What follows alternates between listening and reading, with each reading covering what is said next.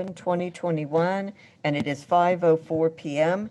As a quorum of the board is in attendance, I would like to call to order the meeting of the Central Health Board of Managers. Managers, this meeting is partially in person and via video conference as allowed under the Open Meetings Act. So we will need to go over some ground rules and technology issues. For our meeting today, we expect to have 5 board managers physically present at AISD headquarters, and in fact they are, and 3 board managers joining us via video conference. Our staff will be monitoring the feed for the meeting to make sure it remains visible and audible to the public online and here at AISD headquarters. In the event the online portion of the meeting suffers any loss of video or audio, we will take a short recess to attempt to address those issues. Because we have time constraints in our use of this AISD boardroom, we will entertain a motion to limit debate for the full board meeting, and staff will be asked to keep presentations within preset time limits. Managers, I ask that you hold your questions until staff have completed their presentation. Also, members must ask for permission from the chair before speaking to ensure that microphones can be activated. For our virtual public participants, you will be muted and your video kept off until it is time for you to provide public comment. This will ensure the board manager's video feed remains visible at all times as required by state law. When it is time to provide public comment, your microphone will be unmuted and you will be invited to turn on video if you wish. The first item of business is the public hearing. Yes, Manager Valadez.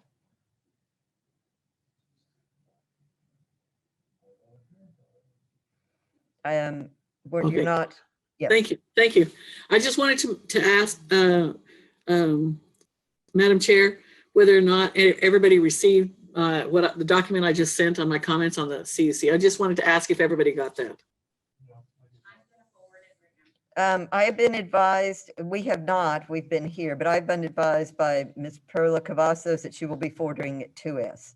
Okay, I just, so that my comments can be almost minimal if people will have an opportunity to read that. Thank you. Thank you very much. Yes, Perla Cavazos is sending it to us. Thank you. Thank you. We will now commence with our first item of business, which is the public hearing. This evening's hearing is the official public hearing for the annual LPPF rate setting required by the Texas Health and Safety Code. Notice of this evening's public hearing was published in the Austin Chronicle on Friday, October 22nd, 2021. The hearing will begin with staff's presentation of the proposed annual mandatory payment rate. At the conclusion of the presentation, we will invite comments from the public. Members, we will not be taking up the actual rate setting item this evening, but it will come back in a later Board of Managers meeting. To make comments during the public hearing, members of the public must either be physically present at the AISD facilities or have registered with Central Health via the online form or by telephone no later than 3:30 p.m. today. We will alternate between speakers who are on site at AISD and speakers who have joined the public hearing virtually. Item number 1, receive public comment on the proposed mandatory payment rate to be assessed on institutional healthcare providers during fiscal year 2022 under the Local Healthcare Provider Participation Program, LPPF, in Travis County, and how the revenue derived from those payments is to be spent as required by Texas Health and Safety Code, Section 298E.101. Katie Coburn will be presenting. Christian Nelson of the Central Health Communication Department will briefly cover the guidelines for the public hearing portion of this meeting and will then call upon members of the public to comment. Once Christian has recognized a member of the public, please approach the podium if you are physically present or if you are attending virtually. A member of staff will unmute your microphone and invite you to turn on your video if you wish. Please begin your comments by stating your name. If you are attending the hearing in person at AISD, staff and signs at that location will tell you where to offer your comments. There's a 3-minute limit for comments per board rule. I will now turn it over to Katie Coburn for a presentation. Good evening, managers. Thank you, Chair Greenberg. My name is Katie Coburn. I'm the RHP Director at Central Health. And you have materials from me in your packet this evening for the LPPF public hearing, although those materials are now not current, and I will explain why. As you know, the Central Health, as Chair Greenberg just laid out, the Central Health Board is authorized to set a mandatory payment rate as part of our LPPF program based on inpatient hospitals' net patient revenue in Travis County. And funds generated by that mandatory payment must be used to provide local matching funds to draw down federal dollars through Medicaid supplemental payment programs.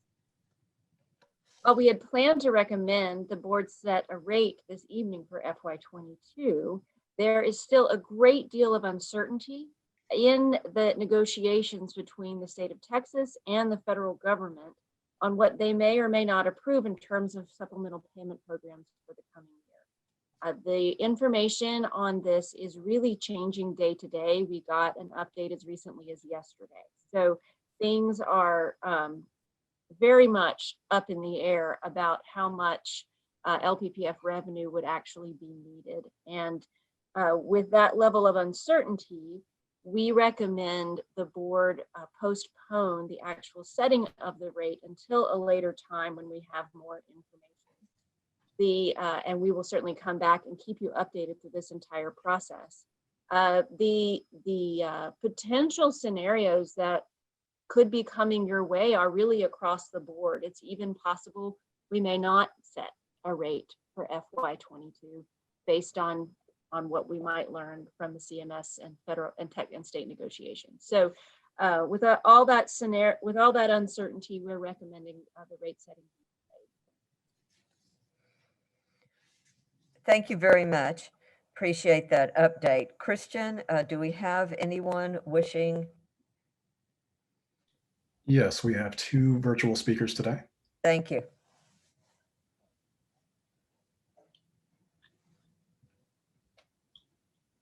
Okay, I'll go ahead with the introduction. Thank you.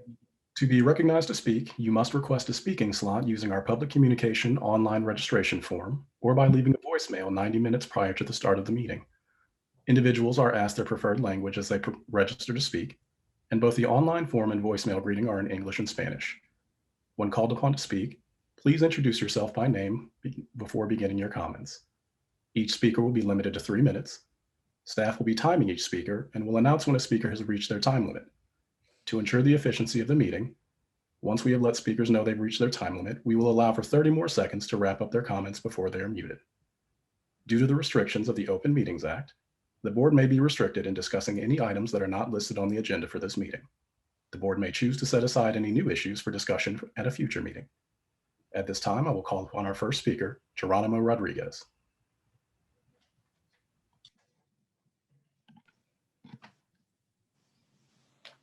Good evening, Madam Chair and members.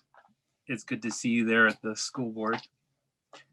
My name is Geronimo Rodriguez. I serve as the Chief Advocacy Officer for Ascension, Texas, which includes Ascension Seton.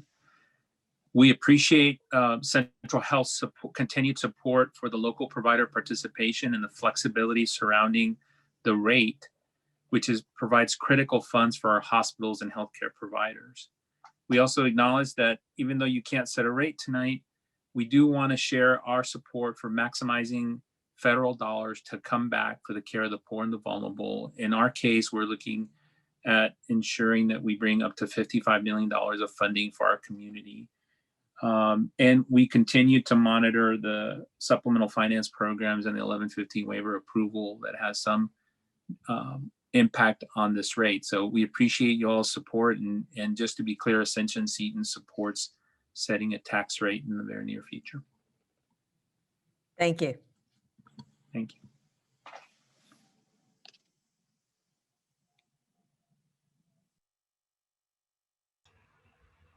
Okay, and for our second speaker, Bill Galinsky.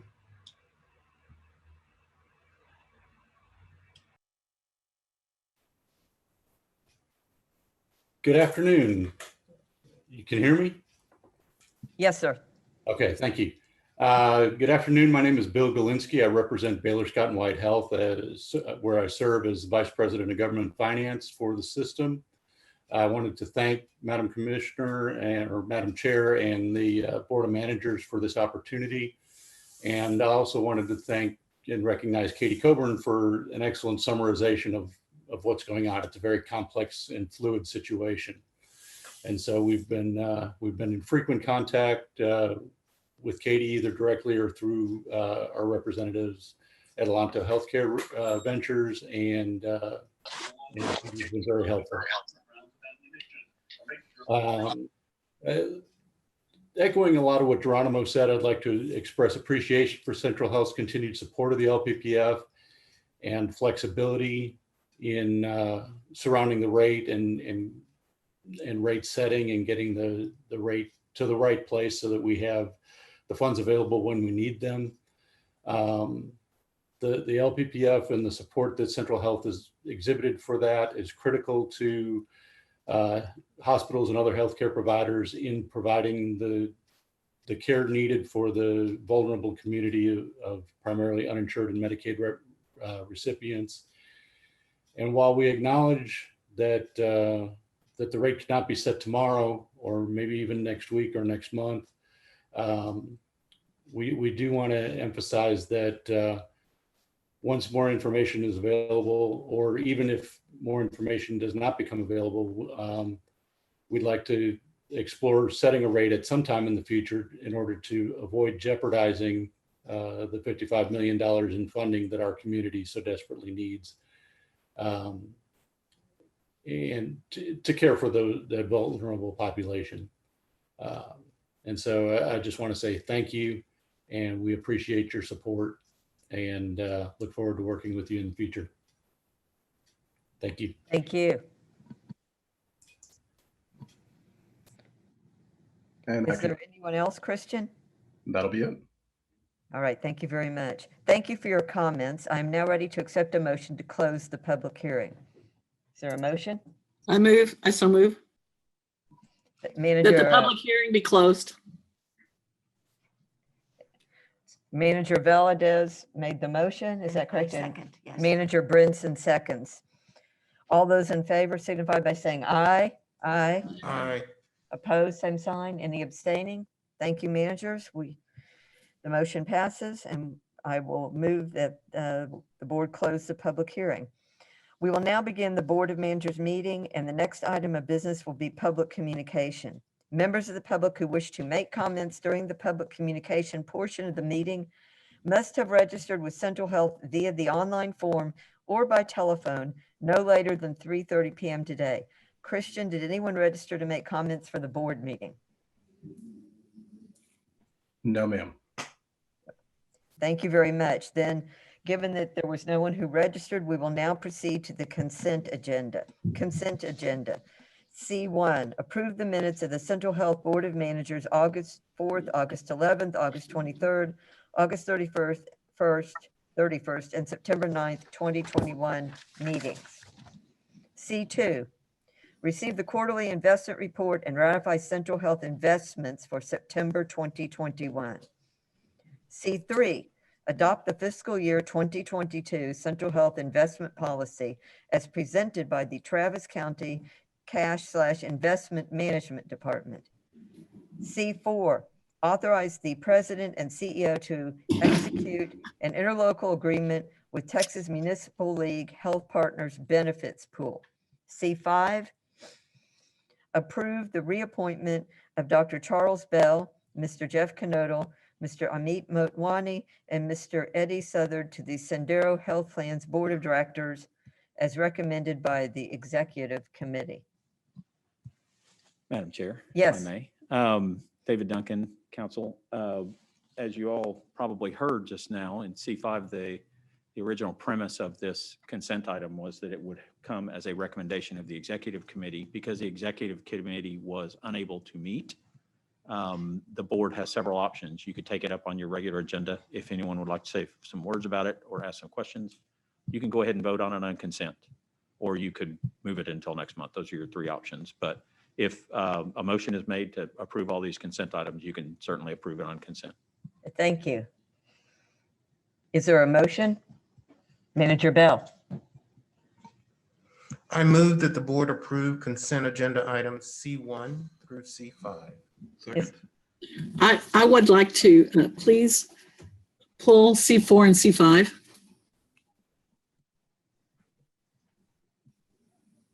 Okay, Then they'll be the first items on the regular yes, agenda. so they will Yes, be ma'am. the first items on the regular agenda. That's So, And I would like to move that the board approve consent agenda items C1 through C3. there's a motion, is there a second? Second. Okay, motion by Manager Bell, a second by Manager Zamora. All in favor, please signify by saying aye. Aye. Opposed, same sign. Any abstaining? Thank you. The motion passes. We will now proceed to the regular agenda. Members, items 1 and 7 from the regular agenda will not be considered this evening. We plan to bring both items back to the board in a meeting later this year. These two items are: 1, discuss and take appropriate action on the proposed mandatory payment rate to be assessed on institutional healthcare providers during fiscal year 20 provider participation program, open paren LPPF, close paren. Yes, it is green. It is, yeah. Where?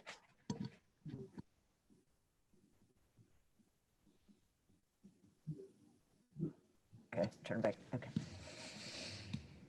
Yeah, it's green. We can still hear you.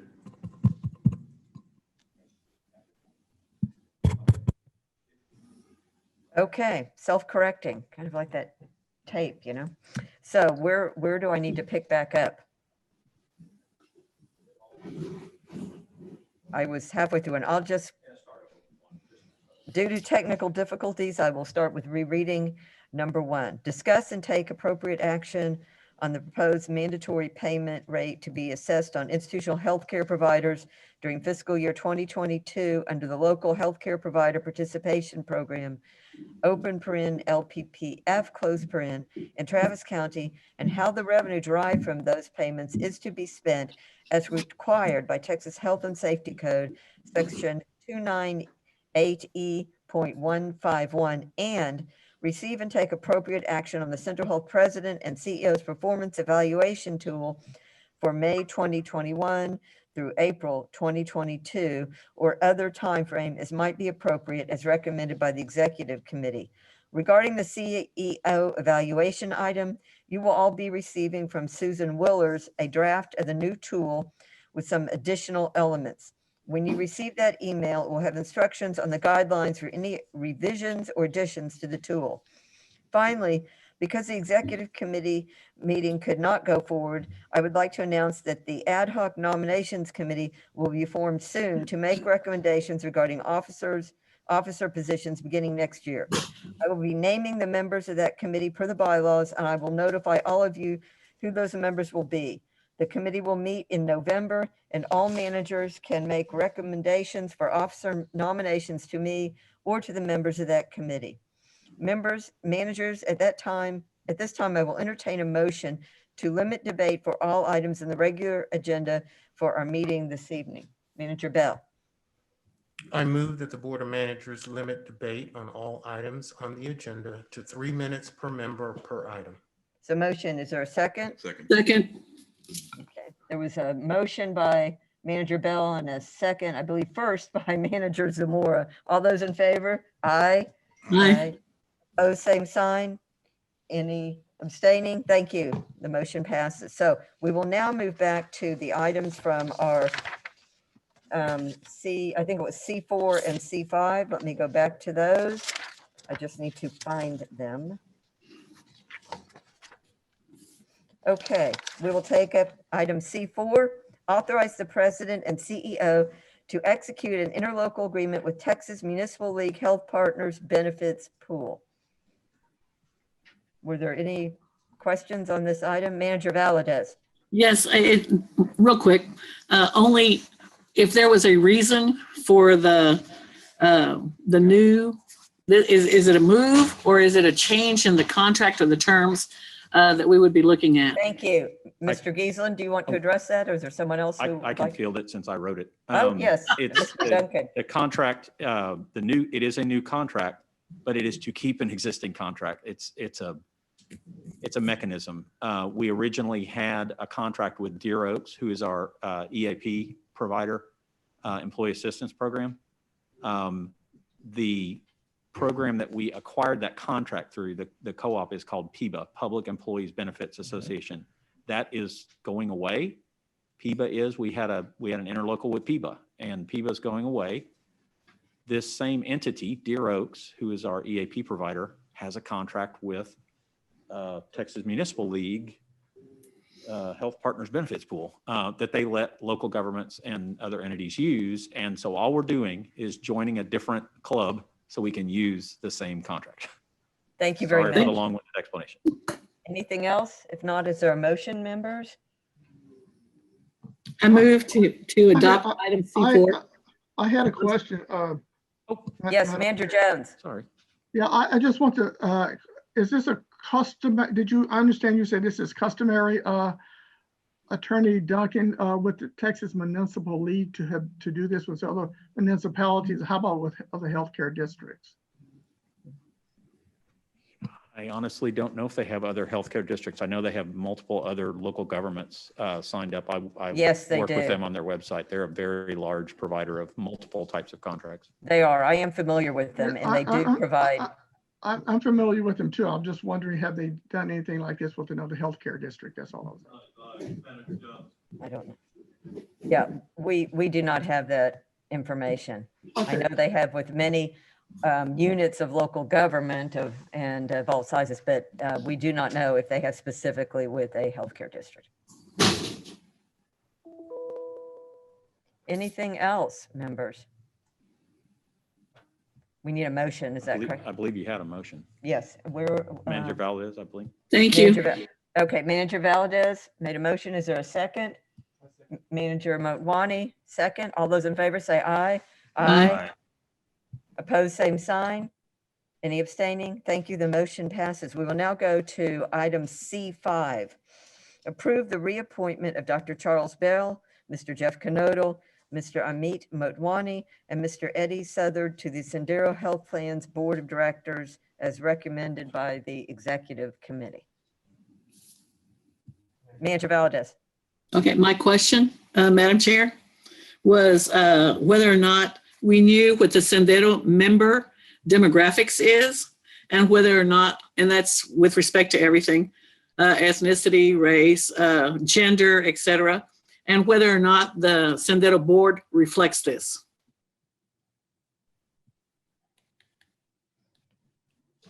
That's my question. I understand. I'm waiting for Mr. Giesland to step up here where he can be heard. Thank you. Mr. Giesland?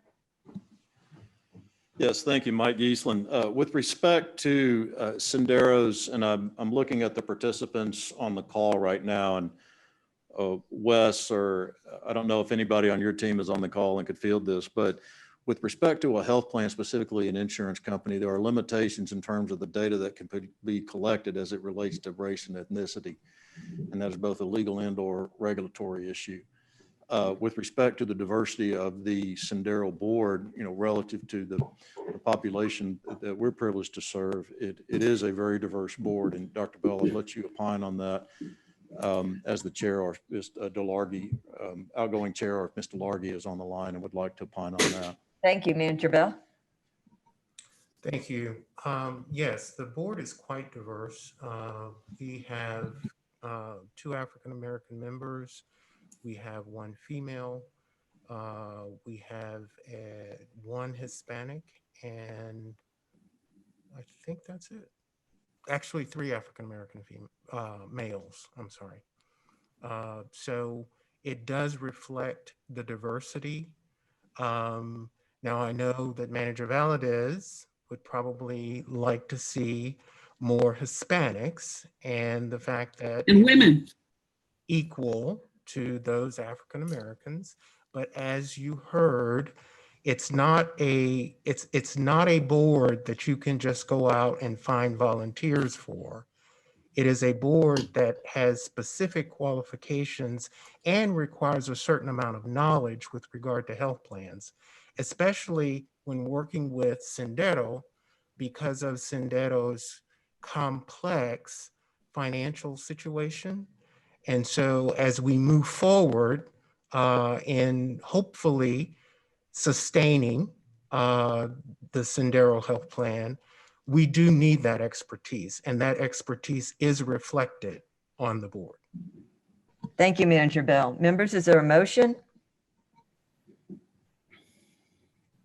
Manager Brinson? I move that we approve the, Reappointment?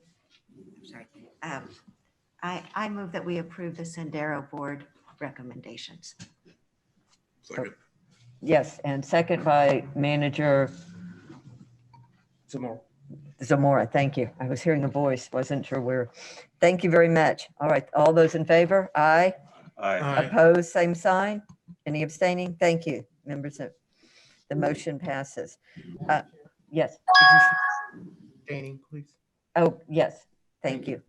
Show Manager Bell abstaining, please. Were there any other abstentions that I missed? No? All right, thank you.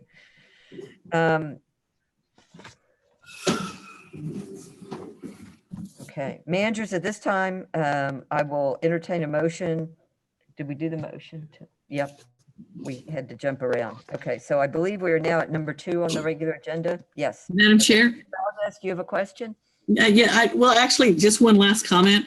I support 1,000% Sendero and its board members. However, I would like for them to look at diversifying it and making it more reflective of our population. Thank you. That's all. Thank you, Manager Valadez. Okay, we will now go to item number 2 on the regular agenda. Receive and discuss a report on fiscal year-to-date healthcare service expenditures made by and accept the preliminary August and September 2021 financial statements for Central Health and the Community Care Collaborative. Lisa Owens will be presenting. Members, this is a preliminary opportunity to review these expenditure reports, and there will be another opportunity in November as well as audited financials. Due to our time constraints tonight, please hold questions until we have those future presentations, any detailed questions, that is. Staff can also set up individual briefings if you have any questions. This is a 10-minute presentation.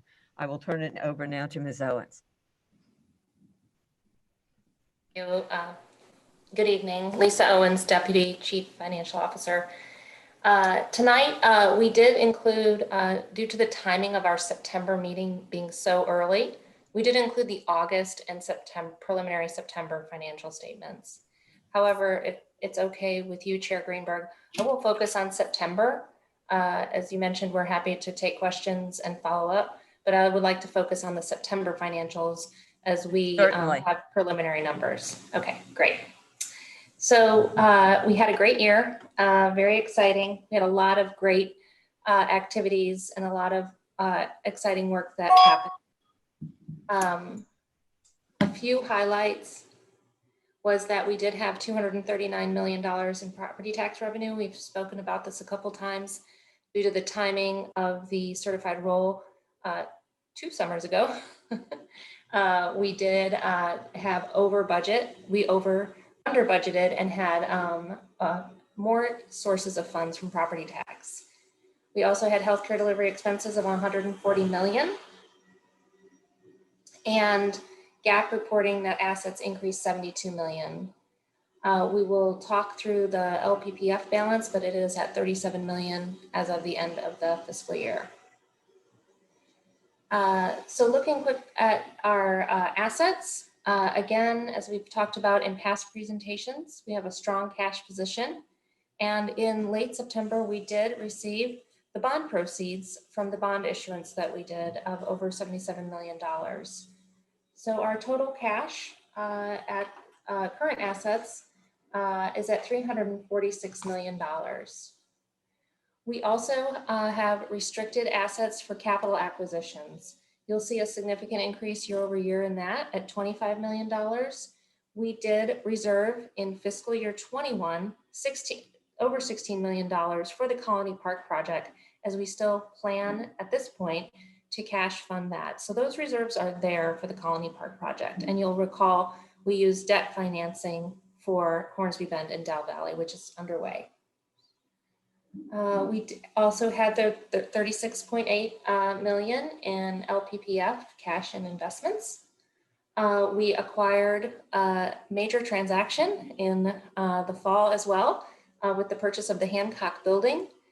So you'll see an increase in the land there for that land and the buildings, and we've recorded those transactions.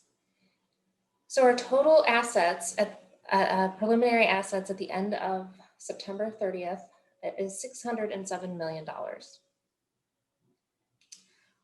We have very low current liabilities compared to our current assets. It's always a ratio that we like to look at. $19 million in current liabilities, predominantly made up of our accounts payable, many of that to service providers, as we ensure that at the end of the year we get our expenditures into the right period. We also have an increase you'll see in the debt service payable. By issuing that debt, we have a higher debt payment. Finally, I would just highlight the debt service payable long-term. We again issued over $77 million. That combined with our existing bond issuance from 2011 puts our long-term, which is greater than a year, debt payable at over $80 million. So total liabilities and net assets is also at $607 million. Looking at our sources and uses, I'm going to focus on the year-to-date numbers and try to tie a lot back to things that we talked about in the budget process. We talked a lot about the year-end estimate and where we thought we would end up. I'm very excited to say that we came in very close to what we thought. That's a hard endeavor given the timing of the early budget preparation, but we're within 6 or 7% of where we thought we would end up. But in the property tax revenue, you'll see $238.9 million. We do have year-end adjustments for that, as property taxes are fully collectible. And so we had that total at $238.9 million. Other revenue, you're going to see a negative here. There is a requirement that we record our investments at the market rate. And we do that on a timely basis, but because these are these will be audited financial statements, we have to adjust to the market rate. And given the performance of some of our investments, we did have to record that loss on that. That is a timing issue, as it is as of September 30th. What are the conditions of the market? And that gets recorded in order to be compliant with GASB and GAAP accounting. So our total sources of funds were $391 million for FY21, and our uses were approximately $149 million. We talked about the year-end estimate. We were estimating that we would start FY22 with $226 million. So again, very close, just about to that $241 million. Again, these are unaudited, but we are very confident in the numbers. Our administrative program ended the year at about $8 million. That was about 70% of budget. We realized that we did not need the consulting and some of the legal costs that we had planned, but we always like to plan those to ensure that they're available. And I'll talk a little bit more about healthcare services on the next slide. So healthcare services, again, going back to our budget conversations, it's hard to believe it's been over a month since we were talking about FY22 and planning. But going back to those conversations, you'll recall that we did do a year-end estimate and estimated that we would have significant reserves going into FY22 in order to meet our long-term needs. And some of those are a result of not spending some of the dollars that we budgeted for because it was not necessary in the case of IGT. You'll recall because of COVID, CMS enhanced their matching rate. So we were able to save $4 million there, but still bring the same amount of matching dollars into the CCC for that DSRIP program. So again, there are some amounts that we've talked about before that we did not spend the dollars, and those dollars are then, as we've talked about, carried forward into FY22 in our contingency reserve in the healthcare program. Looking at our healthcare services, I'd like to highlight just a comparison between column 2 and column 5 for primary, specialty care, and pharmacy, as well as all other. Those are the services that we contract for that serve our MAP and MAP basic patients. And you'll see that, again, despite COVID-19, we were in a steady state at just about 63 million compared to 61 million. Still significantly under budget. And as we've talked about numerous times, the hospital funding model dollars, those were not spent in FY21. Our ACA Premium Assistance Program, we were able to enroll additional persons into that last year. And as a result, right at budget on that, able to spend those dollars for premium assistance for persons who are enrolled in Sendero's high risk and CHAP program. In our healthcare facilities and campus redevelopment, those dollars are, that we are under budget are mostly in the areas of consulting and other professional fees. As you know, with the potential to redevelop the campus, the timing on projects and the need for those consulting or professional services is variable. And so there were not as many expenditures in that as we had budgeted. So we're about $3 million under in that area. And then in healthcare delivery operating costs, we did see, due to timing, some savings on some salaries, as well as, again, consulting and other professional services that may have been necessary were our funding model to change. And those, you'll see a $12 million under budget there. And again, when we were planning and working on the budget, we did do the year-end estimate, which was very close to that, knowing that some of those expenditures were not going to be incurred. And then finally, the last row, the debt reserves and transfers. We've talked at length about the contingency reserve carry forward, but I'm going to go to that page real quick and just highlight what makes up that $127 million that was budgeted. And some of it is that healthcare services contingency reserve appropriation that is available as a healthcare program source of funds. And that is a big bulk of what was not spent in FY21 and will be carried forward as part of that contingency reserve for the long-term needs of the organization into FY22 and future years.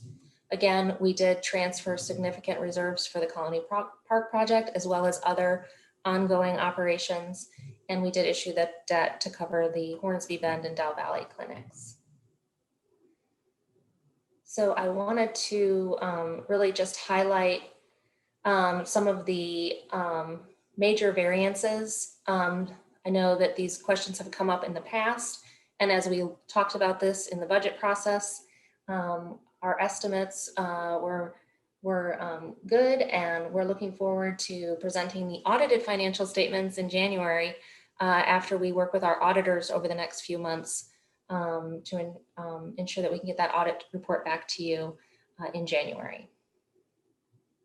With that, I will go to the Ccc Financials quickly. Thank you. And okay, so the CCC, I will go straight to the balance sheet. Very straightforward balance sheet, as we've talked about in the past. Cash is the primary source of assets at $26.5 million, and some accrued liabilities for healthcare services and deferred revenue. That deferred revenue is for the DSRIP program. I'll talk a little bit more about that on the sources and uses page. But we had net assets of 14 million and total assets and total liabilities and net assets of 26.6 million. So I mentioned this in our last CCC financial presentation, but we did receive over $61 million in revenue for DSRIP. However, HHSC is undertaking an audit of every of the measures that are reported, and that is, as a result, we are being conservative and we are deferring revenue that could be at risk. We have not had any recoupments from our findings from our audits on those measures, but they're very early in the process and they are looking back several years. So that is what is being put in the deferred revenue, just to ensure that if there were, which we don't think there will be, that those funds would be available.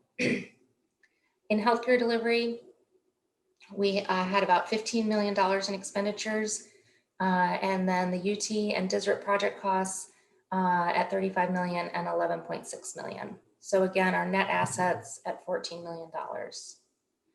As you'll recall, primarily we have specialty care and our integral care services for inpatient services in the CCC, as well as the post-acute program. And again, those year-end dollars are at about $15 million for FY21. And so those are the highlights of the preliminary CCC and Central Health financials. Thank you. Is that the completion of your presentation? If so, I will see if there are any questions. All right, thank you very much. Members, any questions at this time? Okay, I'm not seeing or hearing any. Thank you for Chair, that. Yes, Manager Valley. I think you're having a problem seeing me. But what I was wanting to suggest, because I have I know that we're under a time crunch, is Yes, whether we are. we can get this information, review it, submit questions as we have before in the past, and then address it at next month's meeting, if it's at all possible. Yes, as I stated, we will have another opportunity. Yes, Manager Valdez, as I stated, we will have another opportunity. This is just the first preliminary glance at this. So yes, there will absolutely be, this will come back before us and you will absolutely, everyone will have another opportunity. So please do submit those questions as you've done in the past, because this will be back before us. Thank you very much. You're quite welcome. Thank you. Sorry that I'm having trouble with this setup, seeing all the squares. Okay. Are there any other questions at this time? Okay, seeing none, then we will move. There's no motion necessary on this item, agenda item number 2. We will move to agenda item number 3. Receive and discuss a presentation on Community Care Health Center's fiscal year 2022 budget. Jason Fournier and Joy Sloan of Community Care will be presenting. This presentation will be limited to 15 minutes. I will turn it over to them now.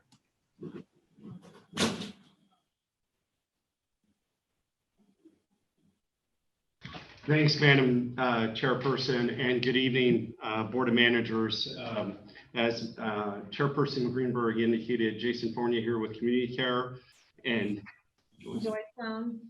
And Joy is our Chief Financial Officer. So it's our distinct privilege this evening to provide an informational update to you as it relates to our budget for fiscal year 2021-22. Our fiscal year aligns with Central Health's budget, begins on October 1st and concludes on September 30th of each year. As a note, and this will come up as Joy's presenting some of the material this evening, the budget has been approved by our Board of Directors, but we still have some ongoing discussions as the contract with Central Health is still being finalized. And so that'll come up as we're just going through the presentation this evening, just so that you have your awareness. We can proceed to the next slide. I think one of the things that's critically important, as you just heard from Ms. Ware, in terms of overall how healthcare delivery has been impacted adversely by the coronavirus pandemic.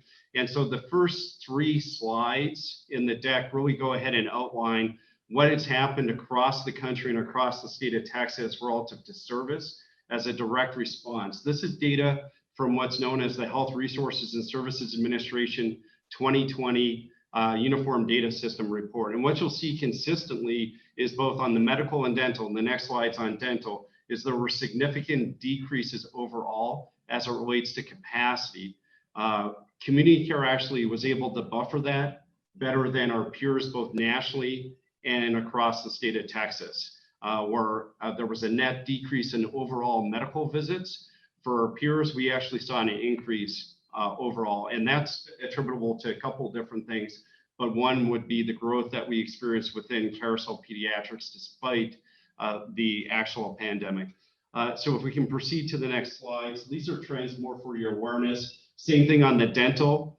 We experienced an overall decrease of 17.8, unlike medical, where both us and our peer health centers in the state of Texas and across the country pivoted towards virtual care in 2020 and 2021. You can't really do dental virtually, right? So that's why you see these numbers almost exactly presented. And there was less opportunity actually in Texas for health centers to go virtual on the dentistry side. So we saw a net decrease overall, 17.8% of services relative to what we would have normally have seen the year before, whereas across the country it was 36% and almost 33% here in the state of Texas in reduced dental services. Next slide, please. So this slide just really goes ahead and does a trend from a cost. This is relative to our budget. We go ahead and we present this on a consistent basis to our board of directors just to see how we are doing. And so, you know, 1 year, especially in a pandemic year, going ahead and looking at trend is going to skew things, right? It's not an accurate representation of what you would expect. But when we take a look at a 3-year trend, what you're seeing up at the top left is a 3-year trend of total cost per patient. And what you'll note is in the black line, we saw an escalation in our costs on a per patient basis of 2.18% for a 3-year trend, comparative to over 15% both at the state level and over 60 and almost 17% at the national level. The 1-year trend, though, is almost aligned across, regardless if it's at the state or at the national level, comparative to community care, overall sitting at about 11% across. To the top right is a 3-year trend of medical costs per medical visit. So that's the cost per patient. We do a lot of services beyond just medical, and you see the dollar amount there. And then on a per medical visit, you can see where we are comparative to other health centers, both in Texas and across the state. And again, our 3-year trend is actually boding better than our peers, and we're holding our own as it relates to what we're seeing in the last year.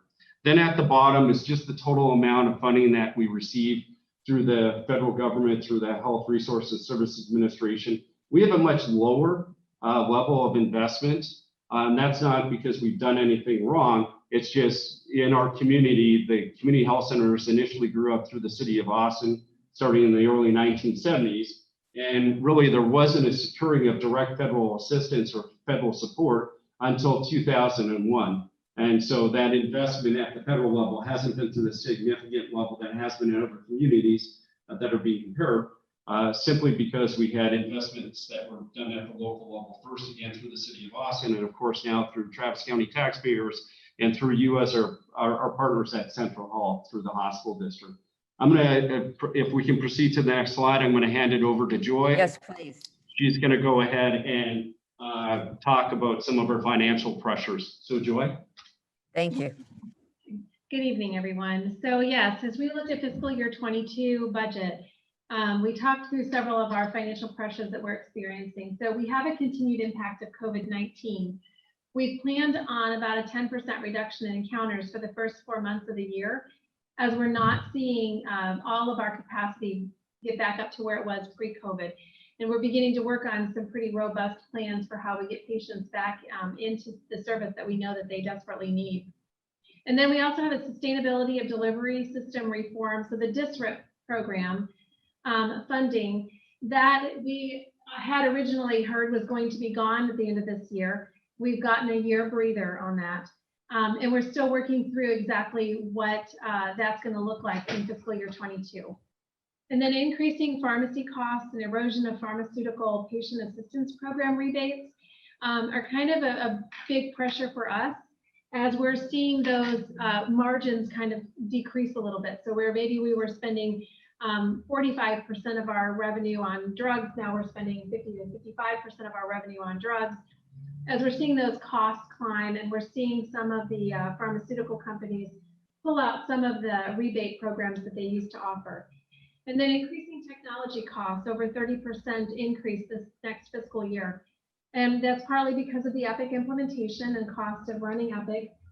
Cybersecurity is certainly a big financial impact in this year and going forward. And then we have needed investments that were kind of unexpected in the infrastructure. And then increasing labor costs and competition for talent. And I'll go into a little bit more detail on the next slide on this, but 10% increase in employer-provided health insurance programs projected in this next fiscal year. Go to the next slide, please. And as we talk about workforce, stabilization is a critical pressure point for us. Recruiting and retaining staff, as you know, across the really across the United States has become a big challenge. We're projecting about 1,400 care members in this next fiscal year. 87 of those are new positions that are funded through the American Recovery Plan Act for health centers that we received, but we are struggling to hire and retain staff. And then stabilize and optimize Epic and deploy additional features. There's going to be costs associated with that, staff time associated with that. And so as we look at the next year, prioritizing that's going to be critical for us as we really get back up to pre-COVID encounter volumes. Enhance quality infrastructure. We want to make sure we're providing that quality performance and that we can report out on it effectively. COVID-19 response and recovery continues to be an operational priority. Optimizing access and patient experience is something we're greatly focusing on, and then increased value-based contracting and enhancing population health management capabilities as we're looking at how do we help offset some of these fiscal pressures that we're experiencing with other revenue opportunities. Next slide, please. So this is our fiscal year 22 budget. It's the middle column, the fourth column in from the left, fiscal year 22 BOD approved. And this is the revenue associated with that. So most of our revenue comes from patient services. And you can see the breakdown of the payers. Then we've got quite a bit coming from grants. Most of that this year is from the American Recovery Plan Act grant, which we were awarded consecutively, or we were awarded $31 million for the two organizations. And so we've got about $13 million of that in this next year's budget to help us kind of retain staff, build out infrastructure, expand services and access. And so total patient services revenue is about 122 million, almost 123 million, and then other revenue is 51 million. So budget's 174. Next slide, please. And then expenses, as you can see, our biggest expenses really are employee salaries and benefits. That's where we spend most of our dollars. And then we've got some indirect care expenses and indirect expenses. So our budgeted expenses are about 173 million for this next year. We're anticipating a surplus of about $628,000 in the next fiscal year. We do have a cash consideration with an obligation for a deferred payment that will need to be made in fiscal year 22 of about 6.5 million. So from a cash perspective, we're really looking at about a $5.8 million deficit. Next budget, or next slide, please. Not the next budget, not yet. Next slide, yeah. Next slide. So we've just provided this for your information. The sources of grants, as you can see, fiscal year 21 and 22. And there's been a lot of activity around COVID funded grants. Many of those we spent this fiscal year, and then the American Recovery Plan Act grant comes into play in fiscal year 22. So about 23.9 million for fiscal year 21 budget was the grant support. And for fiscal year 22, it's about 28 million. Next slide, please. And then this is just a slide that detailed the Central Health requested funding as we knew it at the time. We're still in contract negotiations, so this is still kind of being tweaked as we move forward, and it's pending finalization. Next slide, please. And then budgeted service delivery and providers. We wanted to share with you the providers that we have in this fiscal year 22 budget, and then the corresponding encounters associated with that. So about 195 FTEs for all the different provider types and services that we offer, and about 512,000 encounters. It excludes any service expansion requested by Central Health because we're still talking through the finalization of that contract. So this is just for current services, service delivery. Next slide, please. And then this is our payer mix by source. So when you add together the MAP and MAP Basic, the self-pay and the sliding fee scale percentages, it's about 47.8% of our total population is expected to be technically uninsured in fiscal year 22. And the percent of adults is about 68%. Medicaid and CHIP, we're seeing that steady over the last few years. We're making a concerted effort in fiscal year 22 to enroll as many patients as we can into Medicaid and CHIP who qualify so that we can maximize those dollars. Next slide, please. And this slide shows you the Central Health funding by source as compared to our operating expenses over the past 10 years. Just as a way of showing you the growth that we've experienced in, in the overall budget, or no, this is overall expenses, right? Okay. So 173 million in budgeted year 22 for our expenses, and 54 million is the current contract ask amount for Central Health, 4 million for DSRIP. That could be a little bit more, but right now it's about 4 million, and then 10,480,000 in the total benefits payments for the other contracted services. So there's been growth from 32 million back in fiscal year 10 to the 68 million in fiscal year 22. Certainly there's been some growth in the amount of funding, but not as much as what we've seen in the growth of expenditures. And we've been able to leverage that by bringing in other sources of revenue to help keep those costs down. Next slide, please. Okay, I'm going to turn this back over to Jason to close out. Yeah, and so I think board members, really what this is demonstrating is, we can't do this without our partnership and support as your co-applicants at Central Health. And really it demonstrates over time, going all the way back to when the health centers moved from the city of Austin via the intergovernmental agreement that you had in place, and they came into community cares operations in fiscal year 2009. It was March of 2009.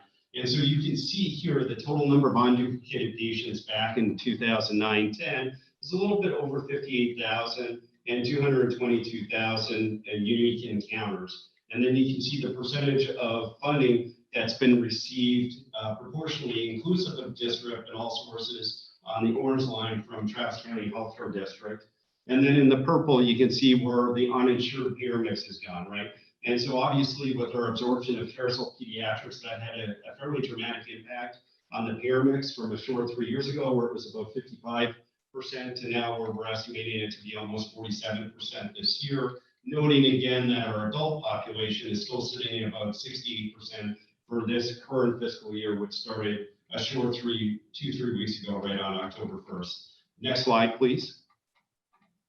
This one here is really, the next couple of slides just really go ahead and demonstrate really our collective, both at Central Health and ours here at Community Care, ability to leverage in external funds to augment the services. So this is a run rate back to, again, fiscal year 2009-10, all the way through what's budgeted. And this is the actual MTPS, or the equivalent of what the medical, dental, behavioral health service payments that we receive from Central Health have been. And this is your run rate all the way back to 2009, as I mentioned. And this is on a per MAP basic encounter. So you go all the way back to fiscal year 2009, and it was $287.10 that we received per MAP encounter. And you fast forward to the current budget year, and we're projecting 289, again, subject to some finalization on the contract. If anything, it might go down just a little bit. And then what you're seeing in the purple bar and the lighter blue is really escalation based on what the cost, if you're taking it forward from 2009 forward, using consumer price index, and then also medical inflation rate. And this is really just meant to demonstrate that we've been able not only to go ahead and flatten the cost curve for taxpayers within Travis County by leveraging in other grants or other funding, increasing payer mix on a per encounter basis, but also substantially relative to what medical inflation, back to what Joy indicated, over the years, we've seen increase relative to cost of providing care, both on the pharmaceutic side and of course, the majority of it on the workforce side. Next slide. Similarly, this slide goes ahead and it counts then for district payments that started to flow in starting in fiscal year 13-14, but it's a similar trend. So you can see when we looked at the cost at that point in time per MAP or MAP basic encounter, it was $270. You fast forward now with district in the mix, it's $310, right? And then you can see the inflationary pressures that were there along the way. So it just gives you some trend analysis. We want to go ahead and recognize that there's always opportunities for improvement, but we feel like we've done a very good job of going ahead and not only flattening the cost curve here, but also decreasing it, right? Next slide, please. At least relative to inflationary pressures. And so when you look at these next two slides, this just goes ahead and demonstrates how we compare again to our peers, both in the state of Texas and across the country. And so you've got these marks. What's circled here is in green, the 36.8% is really other funds, and most of that is going to be locally sourced, right? And this just demonstrates the commitment that Travis County taxpayers and Central Health has made to the primary care services provided through community care. It also speaks to the fact that historically we have not been able to leverage in as much federal funds as other areas that have been doing this since the 1960s as community health centers, 1970s community health centers. Next slide, please. So in this case here, when we take a look at how are we doing relative to our sliding fee scale discounts and our bad debt write-offs, and so bad debt write-offs meaning, things that we're billing out for but not collecting, you can see that comparative to both the national and the state averages, we're faring better in providing greater discounts to patients that are served. So that means that when they come in and you're less than 200% federal poverty level, there's more discounts that are provided, and the Health Resources Service Administration pays close attention to that, as well as the bad debt side, which is our average is just a little bit lower than both the state and national average, which means that we're managing that aspect of it very effectively. Next slide, please. So some key takeaways. So this current fiscal year that started October 1st, we're expecting to be close to 140,000 patients served and over 500 face-to-face medical, dental, and behavioral health encounters mediated by a clinician. That doesn't include the pharmacy services, for example. That's another 300,000 plus interactions we have there. And of course, our ancillary healthcare professional staff, be that our community health workers, our care coordinators, that's not lumped into this. The interactions really with patients are probably well over 2 million that we have that's happening. It's just the way that this gets counted on the community health center side is really encounters. ARPA, as the American Rescue Plan Act funding, has been a significant infusion of funds for health centers meant to sustain and enhance capabilities within health centers as we're attempting to recover from the coronavirus. And that's really helping us balance our budget. We've got an eye to the fact that that's short-lived. It won't be sustained. So it's 2 years of funding. So some of the increases in staffing really is to help with the short term, knowing that we're going to go ahead and have a balancing or rebalance of that when we get to 2023, 2024. District is expected, as Joy indicated, to be extended for at least 1 more year, but that it really is a concern longer term. As I talked with Mr. Giesland in preparation for today, is really one of the concerns I think we need to have collectively is if that opportunity is removed, what is the next opportunity to leverage in federal funds into the community, because they've been critically important to sustaining not only the services that we provide, but the services that Central Health provides to those we're so privileged to serve. And then probably one of the most critical concerns that we're communicating to our board is our workforce needs, right? High level of competition, healthcare, we've seen much greater burnout. There's a nursing shortage that I'm sure that you're all very much aware of. In Texas, the estimate right now is 20 to 40,000 nurses short, and that's expected to persist post-pandemic. When we take a look at not only our normal market increases that are included as part of the budget, our board also approved $3.5 million in targeted investments for market adjustments. And that's in addition to $2 million that earlier this year in March they had approved. All those were directed for your awareness towards our frontline staff, our medical assistants, our call center agents, our medical admitting clerks or office reception folks. And we feel like we're going to need to have to do that again across the board. So we've got a compensation philosophy that's been put into place that augments what Central Health has in place, and then allows us to remain competitive in the market. And then the other is concern relative to the cost of living escalation that's occurring here in Austin. It's just concerns about our folks being displaced, our historic populations being displaced further out into Travis County, and then potentially beyond, right? And those are things that are important to us to be paying attention to. When we look at other public entity or public center, health centers, we also are demonstrating that we continue to demonstrate a high level of cost effectiveness, but also a high level of quality. We were recognized yet again as a quality leader here at Community Care within the top 20th percentile of all health centers in the country. So something we're very proud of, and our team goes ahead and does tremendous work. Despite the pandemic, we were able to achieve that. Next slide, please. So summary, we've already gone ahead and we've indicated that, but when we look at the end result, we're going to see almost a $6 million decrease in cash as a result of this fiscal year. But as Joy indicated, operating margin of about $682,000 with an obligation that will erode cash this year. Overall expenses are increasing as well comparative to the prior year. That should say from 2021 to 2022, apologies, that was the case. And then when we take a look at the number of projections, again, the projections should read FY 2022. That's an oversight on my part. We should have caught that. Apologies on that. And then ARPA, again, the American Rescue Plan Act is providing $13 million. That's really bolstering the growth that you're seeing overall within our budget from $154 million, really getting closer to $173 million. But at the same time, some one-time funding that came through in the most recent fiscal year is no longer present. It's been offset by the ARPA funds. Next slide is just questions. So we're happy to answer any questions, Chairperson Greenberg, you may have, and the Board of Managers, of course.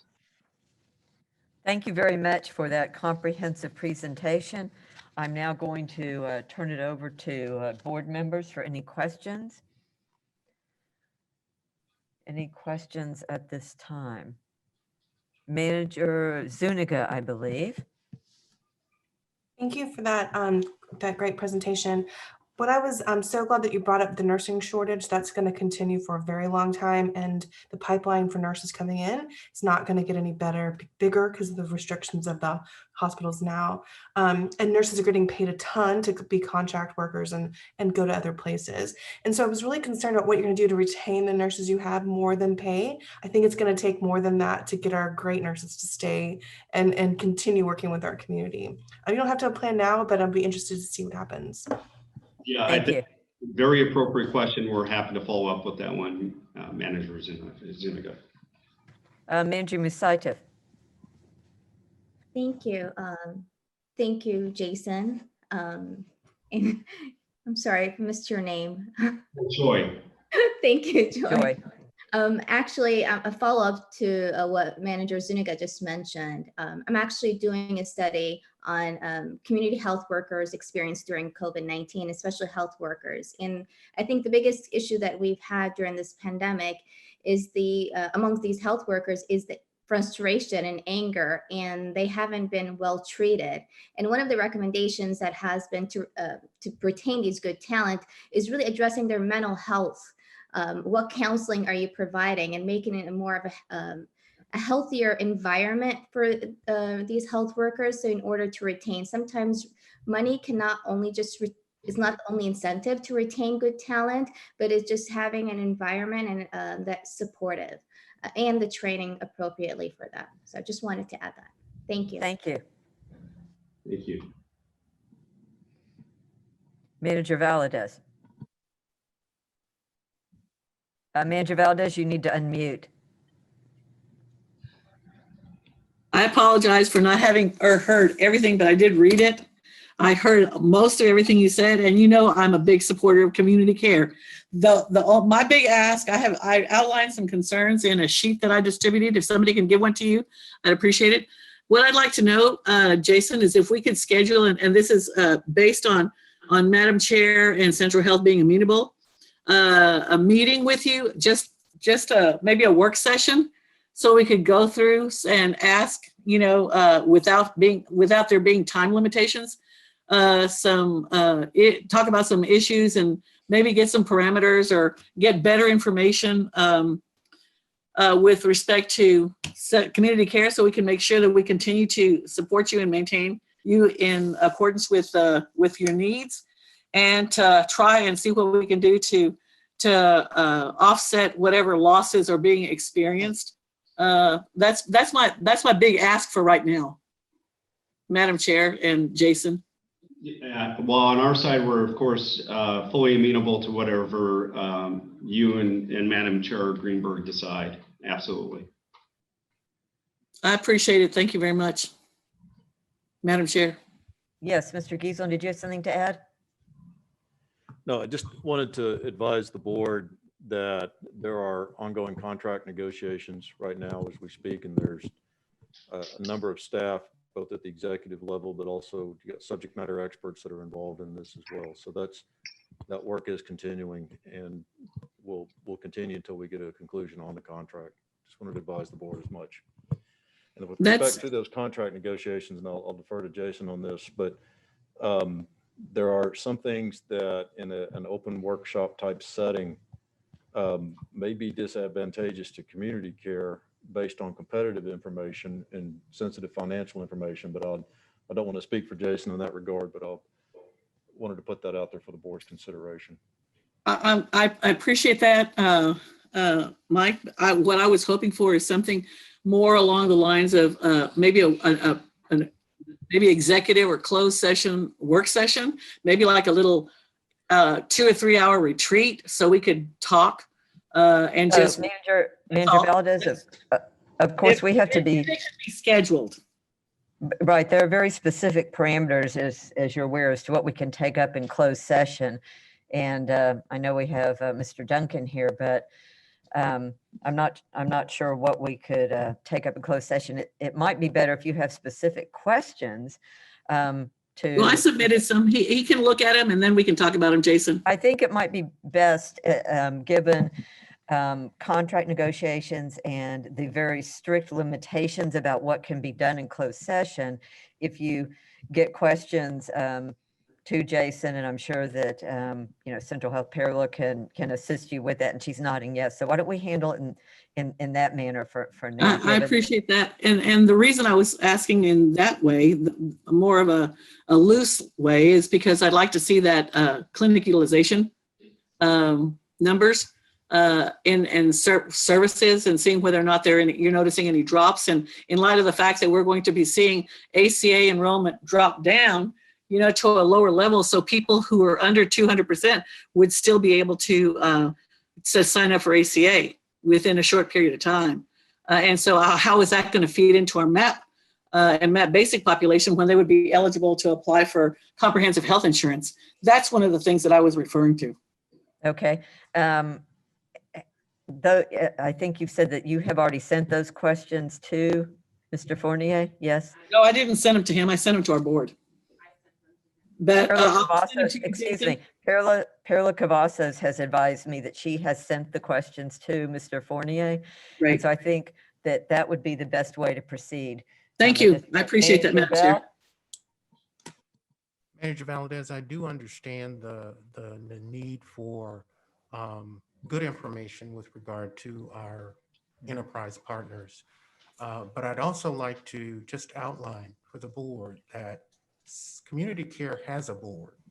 Yes, that's right. And that board sort of deals with a lot of the information that you're talking about. I don't think it's this board's responsibility to be able to tell that board what it is that they need to do. I'm sorry. I think I apologize. I think you misunderstood. I'm not talking about telling anybody anything. What I was referring to is, as we have had in the past, is maybe a joint meeting. You know, we're sharing information. You know, I'm not talking about telling them anything. I know that their board has in the past been told what to do, but I don't anticipate our board putting ourselves in that position. So I appreciate Jason and community care, and I thank you for your comments. Thank you very much. All right, we will, your questions have been forwarded. Ms. Cavazos has forwarded them to Mr. Fournier, and given, as I've said, the contract negotiation issues and the limitations of closed session, we'll proceed in that way. Thank you very much. No problem. Members, anything else at this time? Yes, Manager Motwani. Thank you all for the presentation. And this can be, defer to the chair as well as you, Jason, and Joy, as to whether this should just be answered in follow-up. Just really curious about the ARPA-related positions that are added. It seems like it's to the tune of probably 9 to 15 million of an economy. That would be being added in, and we likely, would need to be funding that, or it would be unfunded. If it were to continue in 23, 24, or rather 24, 25, I'm not sure exactly what the limits on the ARPA dollars are. So curious about what kind of positions they are, and how we may be able to plan for what could be a cliff, or i.e. potentially leveraging planning with the med school for how anything they may be able to leverage to be able to support if that cliff actually happens, or if those are just sort of temporary type roles. But don't need those answers immediately per se. So I think your question really got to, is community care using one-time revenue sources for ongoing positions, or are these positions that will not continue after that revenue source? Was that really the? Yeah. Okay. And Chairperson Greenberg, we're in a position to answer that if you want right now. Thank you. Yes, please do.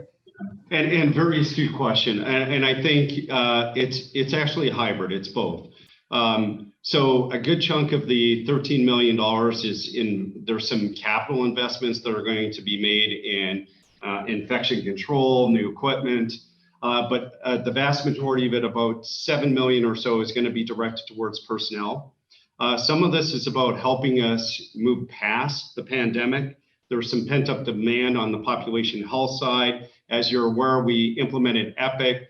And so as we're learning and continuing to learn EPIC and pulling levers in terms of efficiencies within EPIC, the timing relative to the funding is really helpful.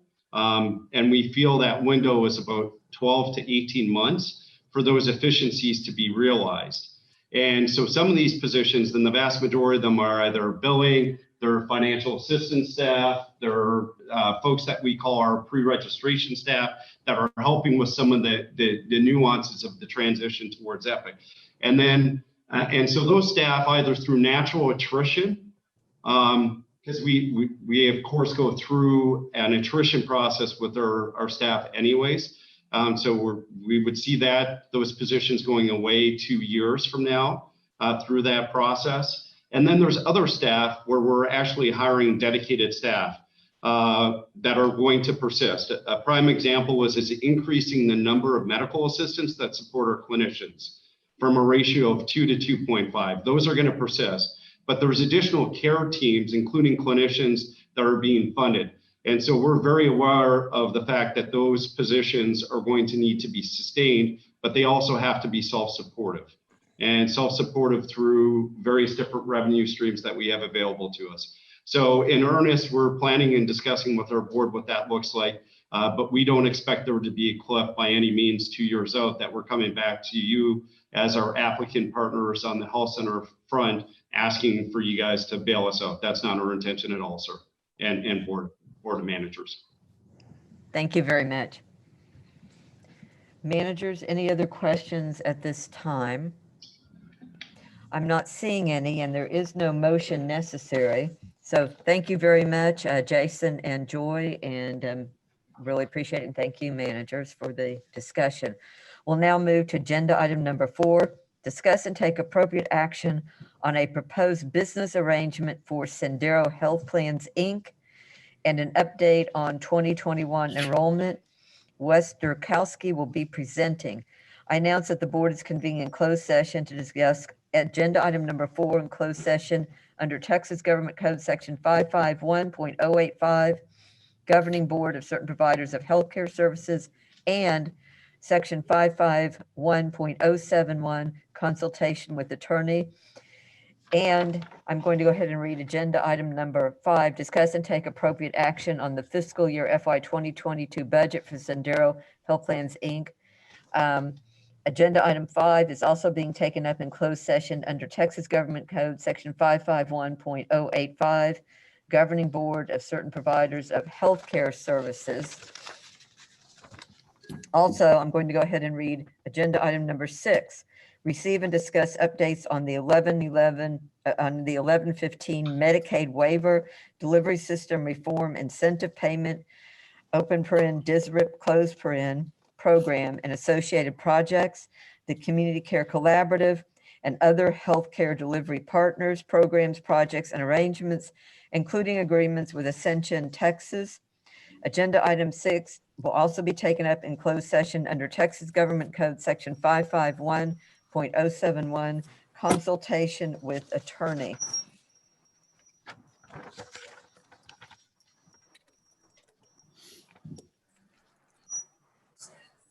At this time,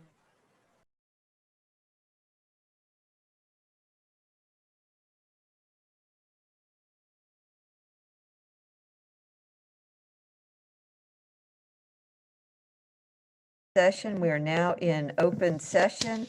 We are on agenda item number 4, discuss and take appropriate action on a proposed business arrangement for Sendero Health Plans, Inc., and receive an update on 2021 enrollment numbers. Members, is there a motion? Well, Manager Motwani, yes, go ahead.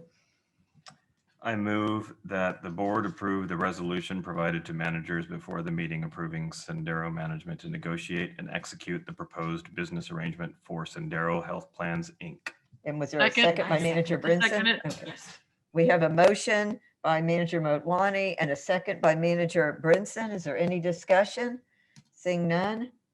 Managers, all in favor, say aye. Aye. Aye. Aye. Opposed, same sign. Any abstaining? Thank you, managers. The motion passes. We will now move to agenda item number 5. Discuss and take appropriate actions on the fiscal year FY 2022 budget for Sendero Health Plans, Inc. Managers, is there a motion? Yes, I move that the board approve fiscal year 2022 budget for Sendero Health Plans, Inc. as recommended by the staff. Okay, thank you. There's a motion by Manager Brinson and a second by Manager Valadez. Any discussion? Seeing none, all in favor, signify by saying aye. Aye. Opposed, same sign. Any abstaining? Thank you, managers. The motion passes. The next item is agenda item number 6, receive and discuss updates on the 1115 Medicaid waiver, delivery system reform, incentive payment, DSRIP program, and associated projects, the Community Care Collaborative, and other healthcare delivery partners, programs, projects, and arrangements, including agreements with Ascension, Texas. There is no action or motion necessary on this item. I will move to agenda item number 8, confirm the next regular board meeting date, time, and location. Managers, our next Central Health Board of Managers meeting is scheduled for Wednesday, November 17th, 2021 at 5 p.m. at AISD headquarters, 4000 South I-35 Frontage Road, Austin, Texas. At this time, I'm ready to accept a motion for adjournment. So moved. Manager Bell, I move adjournment. is there a second? Second. Manager Brinson?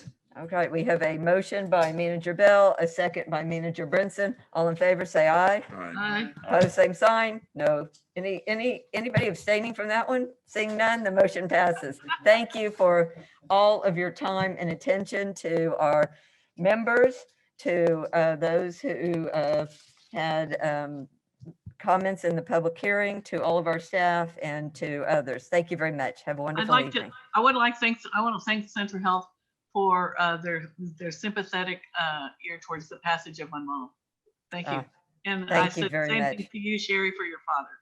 Yes, it's been, thank you, Manager Valdez, and same. It's been a tough couple of months. Thank you Yeah. very much for Thank you. everyone. Bye-bye.